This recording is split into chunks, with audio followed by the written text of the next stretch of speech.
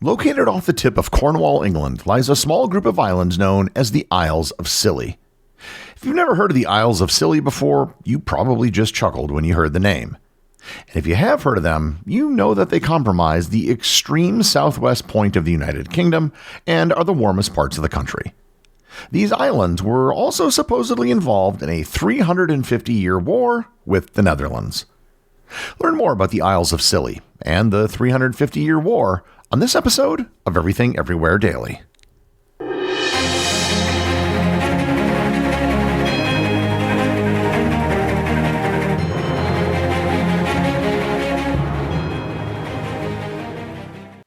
This episode is sponsored by Quince.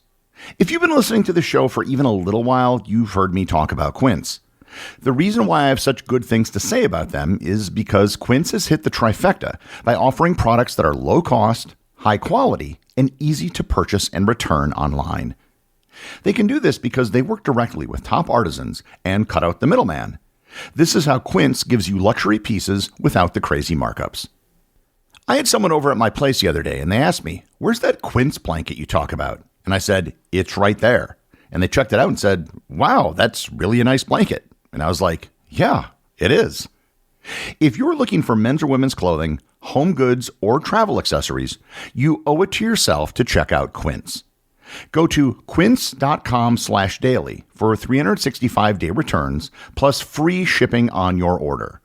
That's QUINCE.com/daily to get free shipping and 365-day returns. Quince.com/daily. If you enjoy Everything Everywhere Daily, I think you'll love No Fixed Address, a travel podcast that's your backstage pass to the world's hidden gems. For the past 3 years, hosts Michael and Vanessa have been living out of suitcases, trading a fixed address for street food stands. They're obviously my type of people. And for season 2, they're diving deep into food, not just what's on the plate, but the people, the places, and the stories behind it. Listen in on a midnight kitchen session with one of Colombia's most beloved chefs. Taste what top chefs call California Gold, an ultra-premium uni hand-harvested by the state's only female diver. And step back in time for a matcha ceremony with a tea master in Japan. Plus, hear from travel experts like Travel Channel and PBS host Samantha Brown on which destinations have shaped them and how to get the most out of every journey abroad. No Fixed Address is available wherever you listen to podcasts. If you aren't British, there's a good chance that you've never even heard of the Isles of Scilly. They aren't very big, and there aren't a lot of people who live there. However, they have historically played an important role. Today, the Isles of Scilly have a population of about 2,300 people. They're an archipelago of more than 140 islands, inlets, and rocks located in the Atlantic Ocean. They're about 28 miles or 45 kilometers off the coast of Land's End, Cornwall, in southwestern England. Only 5 of the islands are actually inhabited: St. Mary's, Tresco, St. Martin's, Briar, and St. Agnes. Geographically, one of the most interesting aspects of the Isles of Scilly is that they are remarkably warm considering their location in England. This is due to the moderating influence of the North Atlantic Drift, a branch of the Gulf Stream. This warm ocean current flows from the southwest across the Atlantic, bringing milder temperatures and reducing seasonal extremes. The Isles of Scilly very rarely have frost or snow, even though they're at the same approximate latitude as Winnipeg, Manitoba. By the same token, it also never gets really hot. The hottest temperature ever recorded was only 27.8 degrees Celsius or 82 degrees Fahrenheit. The average temperatures fluctuate in a very narrow band between about 17.2 degrees Celsius or 63 degrees Fahrenheit in August and 7.9 degrees Celsius or 46 degrees Fahrenheit in February. And given those temperatures, it should come as no surprise that the biggest industry in the islands is tourism. The earliest human presence on the Isles of Scilly date back to the Neolithic period, around 4000 to 2500 BC. During this time, the islands were believed to be part of a single larger landmass called Enor. Rising sea levels gradually separated this landmass into the islands we know today, with significant flooding occurring between 3000 and 1000 BC. Archaeological evidence reveals numerous prehistoric monuments across the island, including graves and standing stones on several of the islands. These structures suggest the existence of organized communities with social hierarchies and spiritual traditions. The high concentration of burial chambers indicates that the islands may have held sacred significance beyond their practical value. There might also have been Phoenician influence in the Isles of Scilly. It's speculative, but it stems from ancient accounts suggesting that the Phoenicians, who were renowned seafarers and traders from the eastern Mediterranean, may have reached the British Isles in their quest for tin. And if you remember from previous episodes, tin is a critical component of bronze. Cornwall, which is the mainland part of England near the Scilly Islands, was a major source of tin and iniquity, and the Scilly Islands may have served as navigational waypoints or minor trading outposts along maritime routes. Classical writers like Herodotus and later Roman sources hinted at a tin island, which some historians have associated with the Scillies. However, no direct archaeological evidence has confirmed a Phoenician presence on the islands, so the theory remains intriguing, but as of right now unproven. The Greek geographer Pytheas in the 4th century BC possibly visited the area during his exploration of Britain. The Romans occupied England, but it isn't known if they directly occupied the Scilly Islands. If they didn't occupy the islands, they certainly visited and had influence in the islands.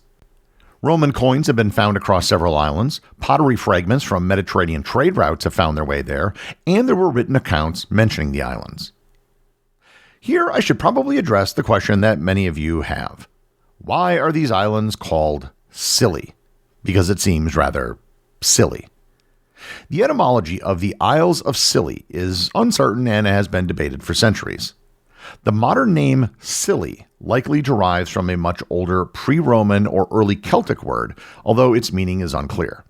It could have come from the Celtic goddess Sulis. One theory suggests it comes from a root word related to rocks or crags, possibly referring to the island's rugged and scattered granite outcrops. Another possibility is that it's linked to a word meaning sun or bright, reflecting the island's relatively mild and sunny climate compared to mainland Britain. Classical sources referred to the islands as Scilonia Insulae in Latin, or simply Scilonia, as seen in Roman and early medieval documents. The first appearance of the word in English was in 1176 when it appeared as the word Sully. Some 17th century writers mistakenly believed the name was linked to the word Scilly, prompting odd theories about the inhabitants or the nature of the islands, but it was based on a false linguistic assumption. The letter C was actually added to the word just to distinguish it from the word silly. I should, however, reiterate that the name of the islands predated the English word which means foolish. By the early Middle Ages, the islands came under the control of Celtic Christian communities. By the 9th and 10th centuries, Norse raiders may have reached or even briefly occupied the islands, as they did much of coastal Britain. Eventually, the Isles of Scilly became part of the Manor of Penwith in Cornwall. By the 11th century, King Henry I granted them to Tavistock Abbey. Later, during the late medieval period, the Scillys came increasingly under royal and noble control. The Godolphin family, a powerful Cornish dynasty, governed the islands for many centuries and maintained considerable local influence. During the Tudor and Stuart periods, the strategic significance of the islands of Scilly became more pronounced. Their location along vital Atlantic trade routes and proximity to Brittany and France made them important for maritime defense and piracy control. Fortifications were built during the reign of Elizabeth I and again during the English Civil War. More on the English Civil War in a bit. The Isles of Scilly played an important role in Britain's maritime economy in the 18th and 19th centuries. They became known for pilotage and shipwreck salvage. The treacherous rocks and shoals around the island caused numerous wrecks, the most infamous being the loss of 4 Royal Navy ships, including the HMS Association in 1707, which killed nearly 2,000 sailors. The disaster in the Scilly Islands prompted a renewed effort to solve the longitude problem, eventually leading to the invention of John Harrison's marine chronometer, which I covered in a previous episode. Throughout the 19th century, the islands remained economically marginal, but increasingly engaging in flower farming, particularly daffodils, which became a major export to mainland Britain. The first steamer service to the city of Penzance was introduced in the 1850s, enhancing the connection to the mainland. The 20th century brought modernization, but the Scillys retained much of their rural insular character. They played minor roles in both world wars, mainly as lookout posts for anti-submarine operations. Post-war, the islands shifted towards tourism, which remains a crucial part of the economy today. The governance of the Isles of Scilly is unique in England. While technically part of Cornwall, they have their own local authority, the Council of the Isles of Scilly, established in 1890 and reformed in 1930. The Lord Proprietor system finally ended in 1920. Now, I've left out a major part of the story of the Isles of Scilly. That is because it concerns the other half of this episode, and the real reason I bothered to cover them in the first place, the 350-year war. In previous episodes, I've covered the 7-Year War, the 30-Year War, and even the 100-Year War. A 350-year war is a really long war. So, what's the story here? Well, it goes back to that part that I skipped over, the English Civil War. During the English Civil War, the Isles of Scilly played a small but strategically significant role as a royalist stronghold in the conflict between parliamentarians and royalists. Owing to their remote location and defensible terrain, the islands became a refuge for royalist forces near the war's end, particularly after the royalists lost control of mainland Cornwall. In 1648, Sir John Grenville, a staunch royalist, took control of the islands and used them as a base for privateers, essentially legalized pirates, who targeted parliamentarian and Dutch merchant ships passing through the English Channel and Atlantic approaches. That same year, the future King Charles II took refuge on the islands while fleeing parliamentary forces. This period saw the strengthening of defenses, particularly on the island of St. Mary's. At this time, the Dutch Republic was officially neutral in the English Civil War, but its merchants suffered losses due to the raids out of the Isles of Scilly. So in 1651, in retaliation, the Dutch sent a fleet under Admiral Martin Tromp to the Isles of Scilly to demand reparations for the attacks. Failing to get satisfaction, Tromp allegedly declared war on the royalist-controlled Isles of Scilly. There is no evidence that a formal declaration of war was ever made by the Dutch Republic. This is just something that the admiral did on his own. Even if Tromp did make such a declaration, it would have been unofficial and unrecognized by the broader Dutch government. Meanwhile, parliamentarian forces, recognizing the threat posed by royalist piracy and the island's potential as a naval base, launched a campaign to retake the archipelago. Admiral Robert Blake led the assault, and in June of 1651, the royalists surrendered without major bloodshed.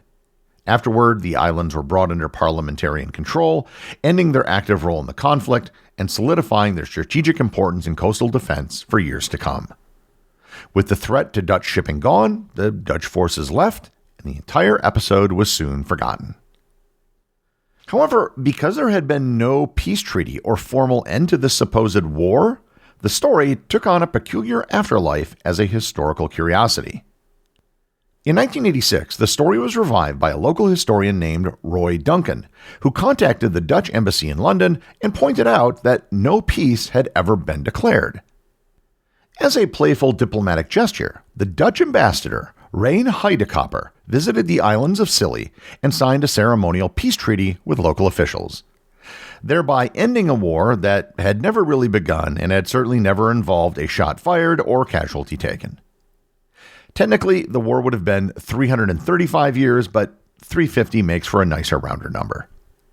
The notion of a 335 or 350-year-long war between a couple of tiny islands and one of Europe's great seafaring powers, with no battles and no casualties, was irresistible to journalists and trivia lovers.